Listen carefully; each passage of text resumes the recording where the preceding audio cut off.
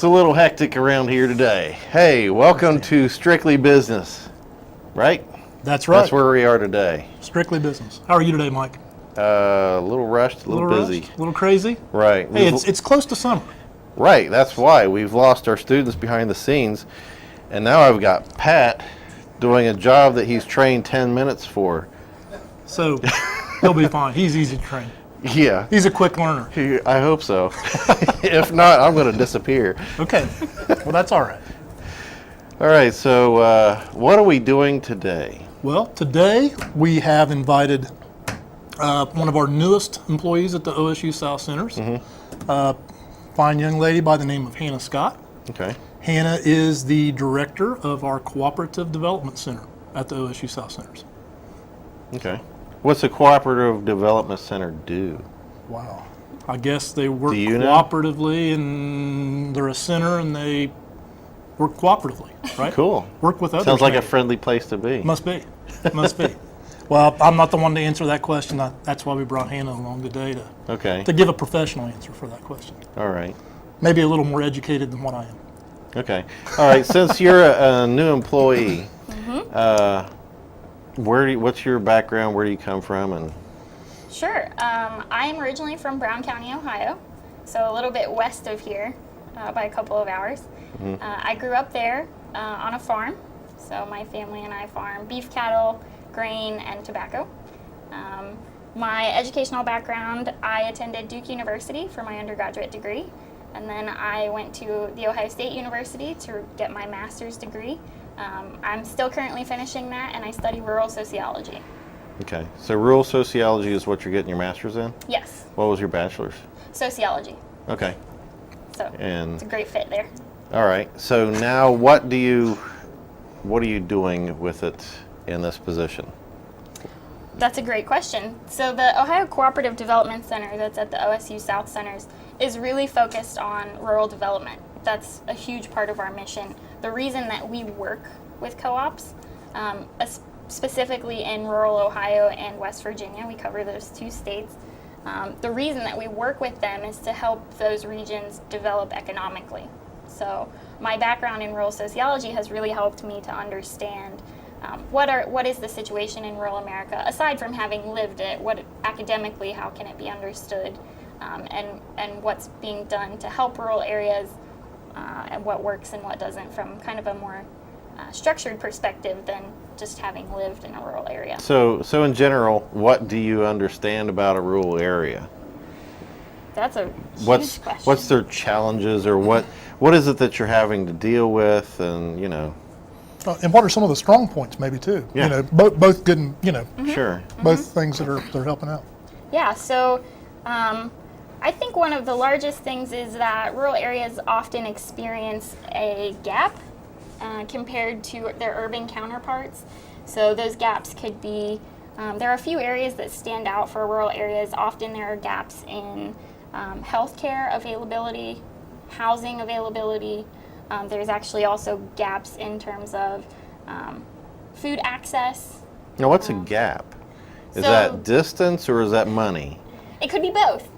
It could be lack of access, not as many resources. So, like, I compared have to urban. travel 30 miles to get to the doctor, that sort of thing, Right, or if more? you have to travel 30 miles to get to the doctor compared to somebody who's living in an urban area might have 4 or 5 doctors within a 30-mile radius, or they might have 5 grocery stores where you have to travel 12 miles to the grocery store, and your produce is a bit more expensive because it has traveled so far. So those gaps, both economically and distance-wise, exist in a lot of different areas. Like I was saying, healthcare, food access, housing, rural infrastructure, places like that. So my background in rural sociology has really helped me to understand those gaps. Really, where do they exist? What do they mean for rural America? And what are people doing to kind of work towards helping develop them? Yeah, and sort of connected to that, I'm a British biker. Okay. I ride Triumphs. So I'm on a lot of the internet boards where I'm talking to people from England or whatever. And whenever the gas went up, they were going, oh, boo-hoo, so what? It's way high over here. I said, there's a difference.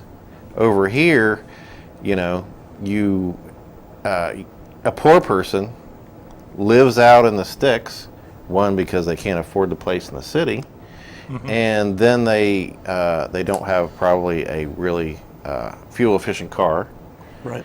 and they may have to travel 30 to 40 miles to work. So this, you know, a gas price hike really affects our culture more than it does theirs, where they have the option to get on public transit and they live in the same town. It's like, well, why don't they just move to where the jobs are? It's like, well, you know, maybe this family farm or plot has been in the family forever. Plus the price you would get out of that versus the price you would get out of a city house. You're not going to get, you know, you can't buy the same Right. thing. Plus, they really value their lifestyle. Absolutely. These country people don't want to live in the city. I like having my land and the deer and everything else out there. That's right. So it's a different mindset. So it's the reason I told the story is I think it fits with what you were saying. Absolutely, yeah. It's definitely there are cultural reasons, social reasons, economic reasons. All of those tie in. And so when you think about helping these areas, you have to kind of think about all of those and not neglect one or the other, but kind of understand them all. So my background there has really helped me with that. Okay. Right. So with cooperatives, are you saying that you're getting people together to help each other out? Absolutely. That's Like what? the definition of cooperation is Right. working together to do something. So in cooperatives, usually there is a mutual need between a group. So we encourage really that these groups find that mutual need and that they're agreed upon what that need is and kind of the ways that they, What would a need be? that could be something like needing a market for a product or lacking a service that you mutually need, for instance, electricity, or marketing your grain or livestock, or wanting to invest in renewable energy like a solar array. Those kind of mutual needs, if you can do something better together as a group than you can as an individual, then the cooperative model is something that you should look into. And a cooperative is a business model, just like a C corporation or an LLC is a business model. But there are some really unique aspects to the cooperative business model that encourage that working together. And it's really based on a couple of principles. First, that cooperatives are member owned. So the members that come together to start this business are the owners of the business, very similar to investors in a corporation are And you have members. voting rights and everything. You have voting rights, but what's different in co-ops is that most, if not all co-ops, go by the principle of one member, one vote. So regardless of your ownership in that cooperative, let's say that you and Brad invest in a cooperative, you become members of a co-op to sell your fruits and vegetables, Okay. let's say. If you are of a specific membership structure and you invest your membership fee of $700 and Brad invests a membership fee, let's say his farm's a little bit smaller, he doesn't have as many resources, he won't be selling as much product. Cool, I'm the big wheel. Yeah, you're the that's big right. guy. You're in charge. Brad might pay a membership fee of $250, but you still each get one vote. You won't get more votes than Brad gets. And that's a lot different than other business models, Right. like an investor-oriented firm. Right. So it's based on the number of shares in other firms, but this is Right. just by member. Right, one member, one okay. vote is a huge principle in co-op businesses. And sometimes you get a little bit of pushback there. So what's your kind of push to invest in this co-op? You're putting in $700 and Brad's putting in $200. Why would you do that? The other principle of co-ops is equitable member benefit, which doesn't necessarily mean equal among you two. It means that it's fair. Okay. So if you use the co-op, often co-ops have what they call a patronage system. So the more you use the co-op as a member owner, the more portion of that net income you'll receive at the end of the year. because as an owner, you are entitled to the returns on that. Now, is that only for what I'm selling? Yeah, well, it depends on the co-op. I have a colleague that likes to say, if you've seen one co-op, you've seen one co-op. Right. They're all very different. Yeah, one we have in this county, which everybody knows about, is the Buckeye Rural Electric, Yeah. which I think they buy their electric and then they own the distribution and servicing stuff, and then everybody, I guess, that's on Buckeye Rural has somewhat of a say in that. Right.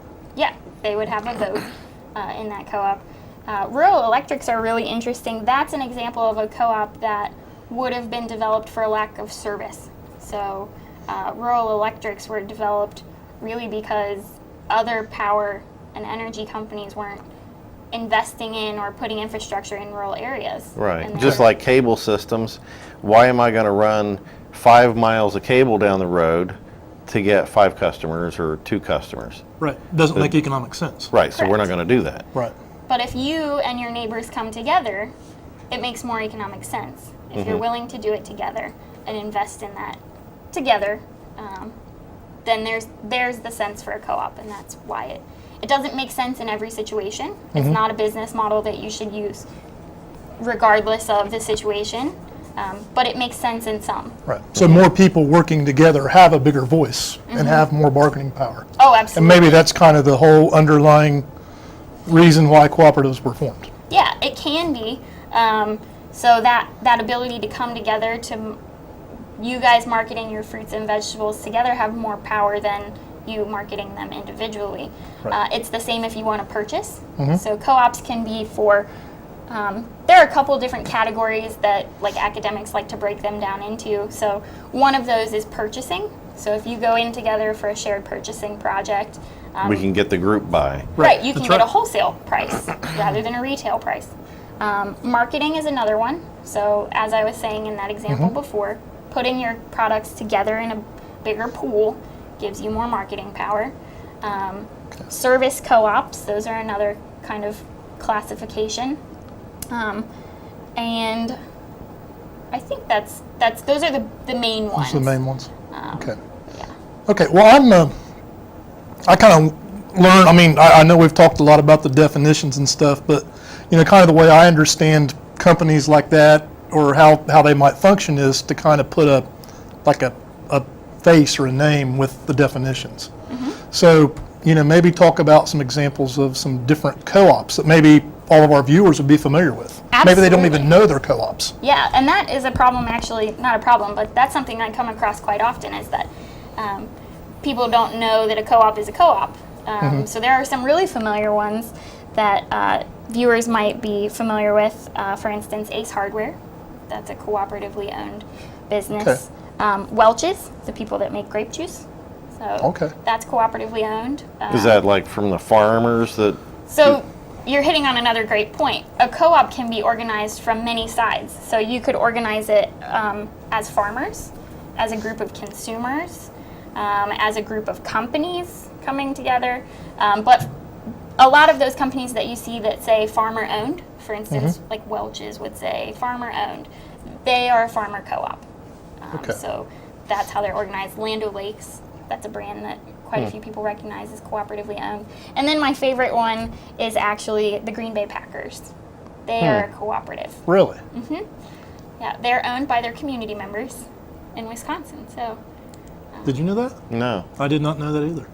they've been That's a co-op since about the 1920s. Wow.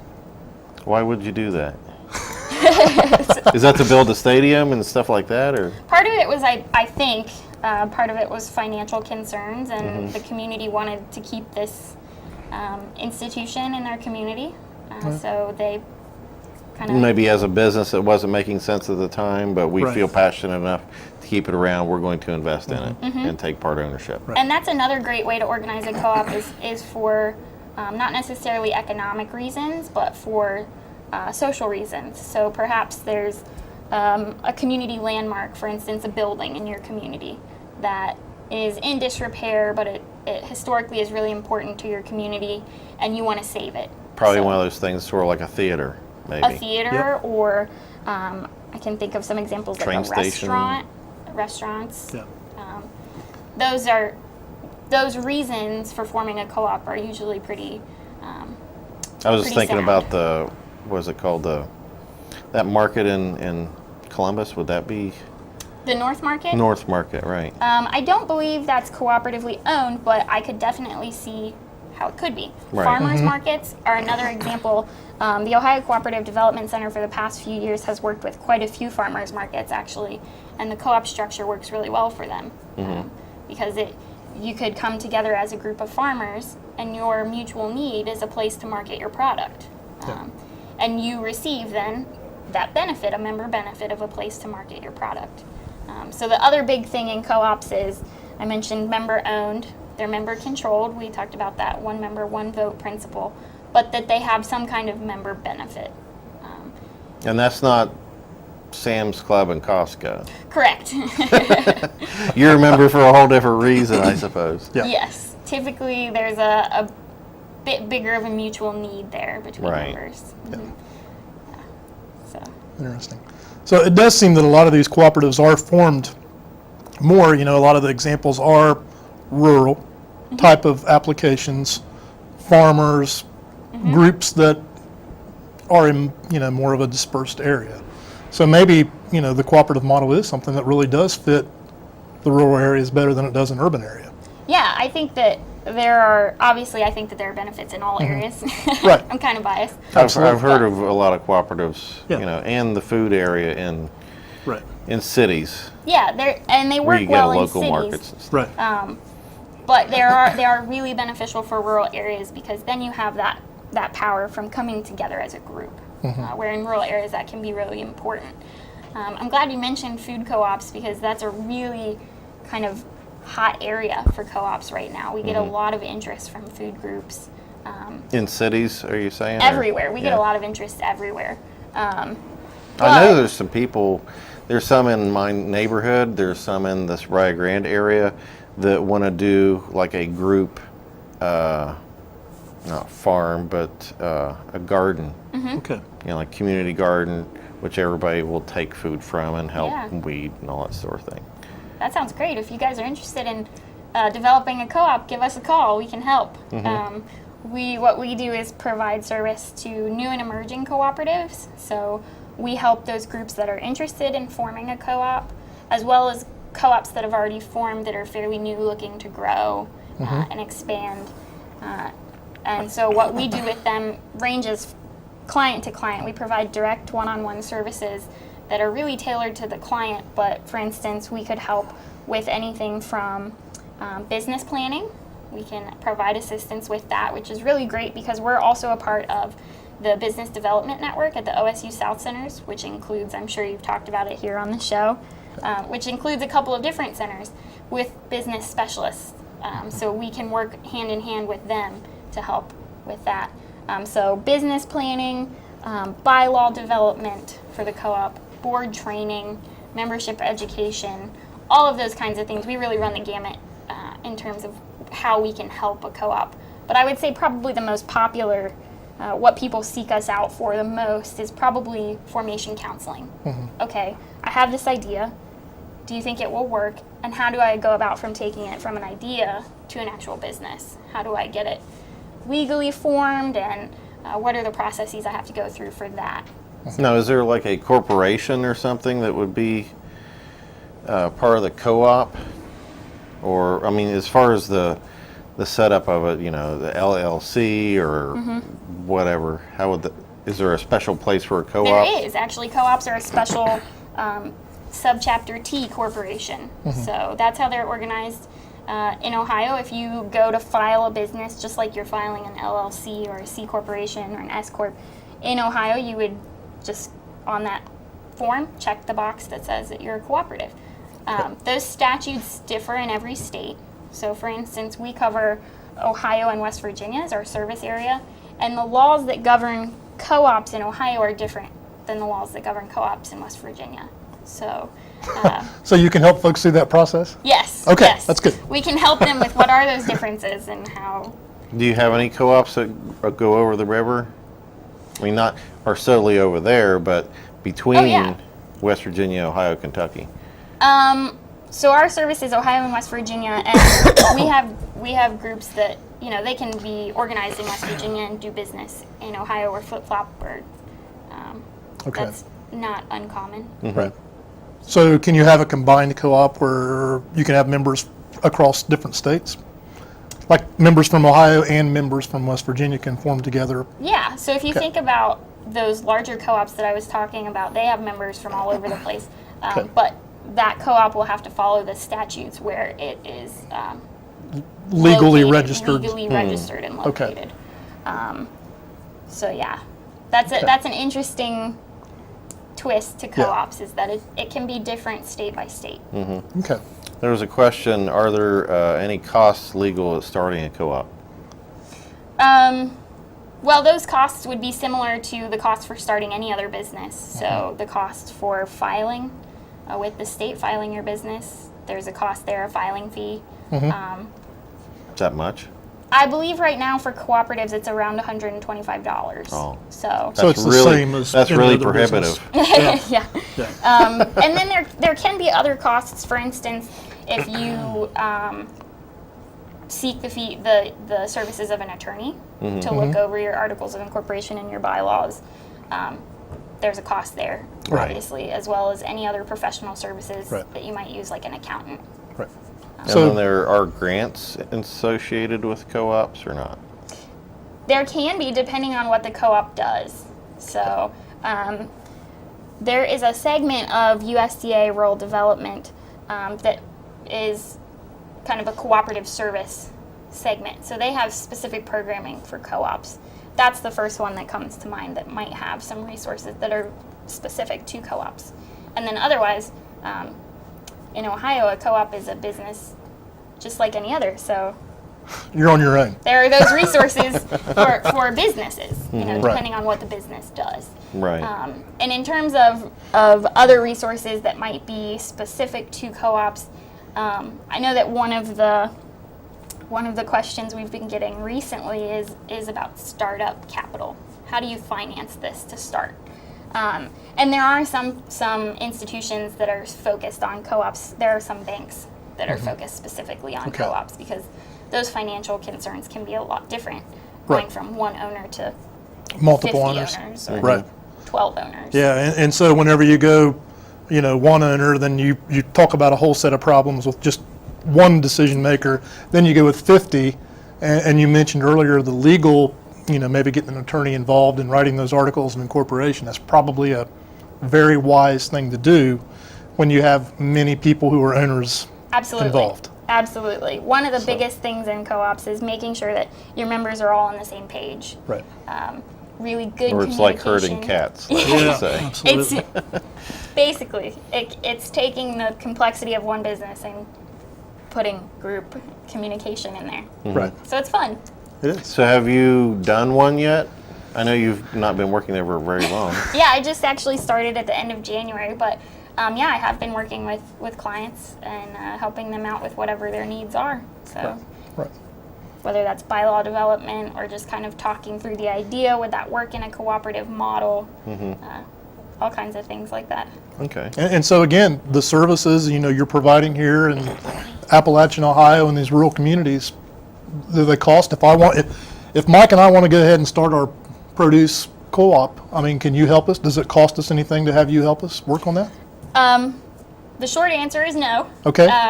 We actually, the Ohio Cooperative Development Center is funded through the USDA Rural Development. So we're funded through what's called a Rural Cooperative Development Grant Program, and have been for, this is the 15th year, I think. You might correct me if I'm wrong on that. I it think is. that's about right. Yeah.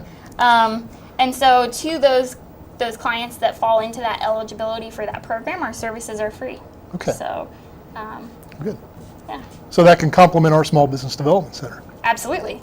Yeah, there is a lot of overlap, and it's great being located at the OSU South Centers, because there are technical experts in a lot of areas, from horticulture to soil and water resources and direct marketing, aquaculture, things like that. So on the technical assistance side, our business development network is good at the business side, and on the technical assistance side, we have contacts and resource links that can help us with that as well.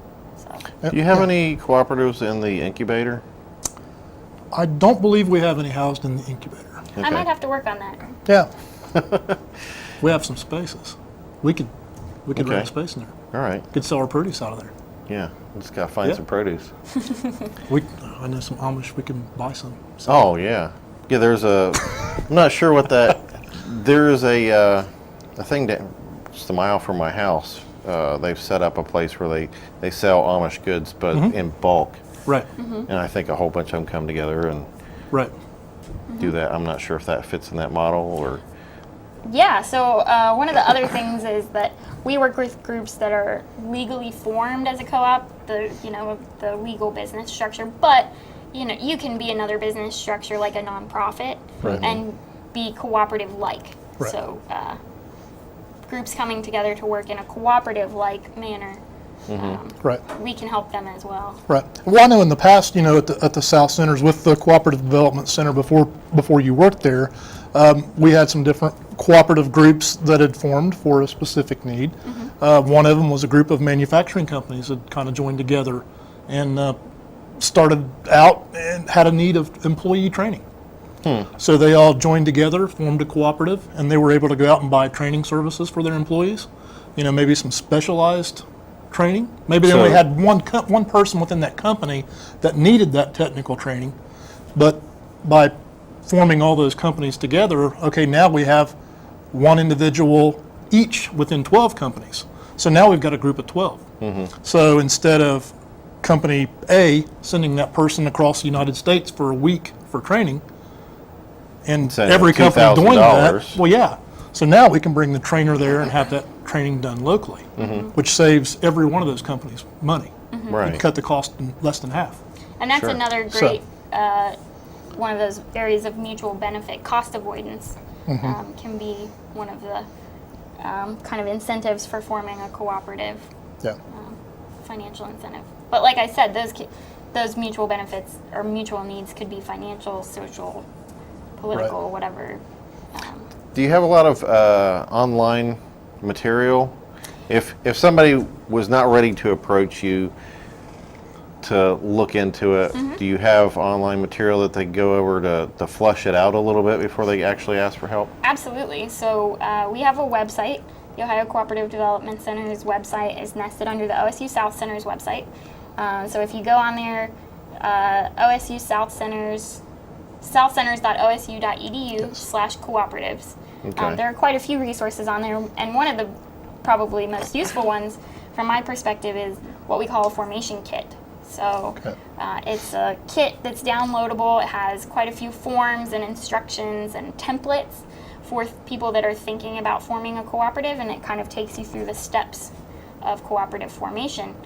It's a great way to kind of get your mind around what those steps are. And that's always nice to see a form that asks all the questions, like, oh, okay, this is how I need to get my ducks in a row, Right. Absolutely. and what ducks I need. Right. Yes.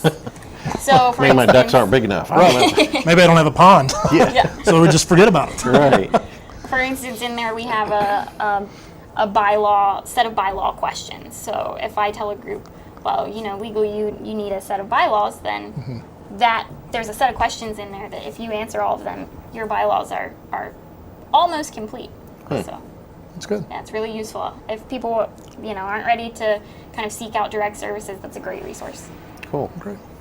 Sound like a good thing to know in these parts. Yes, in these parts. It's a great program. Yeah. It's a great program. Okay. So, Well, thanks for coming on the show. Thank you for having me. thank you Do very we much. know who's on next month? We do not yet. Okay. Next up, I think we have David Lawrence, the dean, with Dr. Stephanie. with Dr. Stephanie Alexander, talking about student services, or not student services, the Learning Center and student success. Yes. That's it. So that will be on in 30 minutes. So stay tuned, and thanks for watching Strictly Business.